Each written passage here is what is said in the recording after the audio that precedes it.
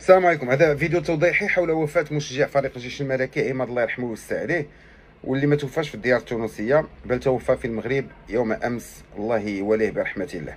عماد مشى فعلا باش يشجع فريق الجيش الملكي في مباراته في تونس يوم 16 كنظن من نفس هذا الشهر. تلعبت المباراه، ما وقعش مشكل وسط المباراه.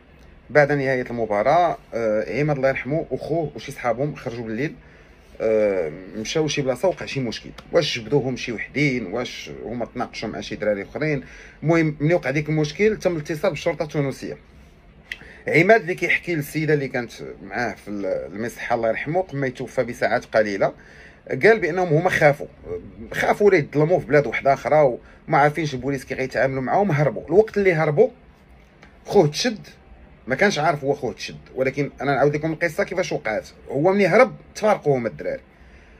ملي كان هربان طاح في قادوس محلول، العمق ديالو 3 ديال الامتار، طاح تضرب في راسو.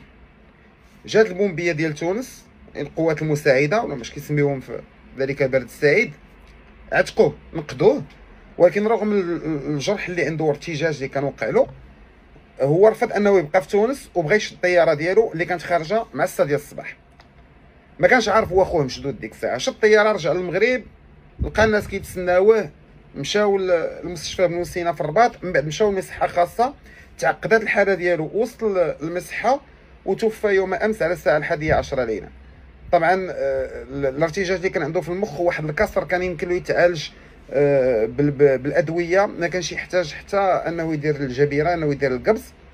ولكن نظرا لبعض الاختلالات وقعوا، راه تم فتح تحقيق الان وسط المصحه، فالحاله ديالو تعقدات واسلم الروح يوم امس مع 11 ديال الليل. لا الاخ ديالو راه باقي معتقل في تونس، ما عرفتش واش الدراري الاخرين حتى هما ولا لا. اذا السفاره المغربيه خصها تفهم شنو كاين، شنو واقع، شنو وقع ما بين قوسين بالضبط، باش نفهموا القصه شنو هي. عماد مشى ضحيه مسكين وتوفى الله يرحمه. تحقيق خاصنا نعرفوا من بعد النتائج ديالو. والمصدر اللي حكى لي القصه مصدر موثوق، كان على علم بالروايه الغير رسميه، وبغى انني نوضح الامر للجماهير المغربيه باش تعرف بانه المشكل ما وقعش وسط الماتش، ماشي بوليس يضربوا راسو، انما هو مسكين طاح الله يرحمه وجاه ارتجاج في المخ وجاي يتعالج هنا في المغرب وتعقدت حالته الصحيه. الله يرحمه ويوسع عليه. وطبعا هذا نداء الجماهير المغربيه في ديبلاسمون ديالكم سواء داخل المغرب ولا خارج المغرب. الانسان يتوخى الحذر. مسكين عماد كان يلاه سار على سوتونس ديالو، هذه واحد 15 يوم يمكن ولا 10 ايام، كان يلاه غيفرح بحياته. مشى ضحيه ديال هذا الحادث، كنتمناو ليه ان شاء الله الرحمه والمغفره والصبر لوالديه.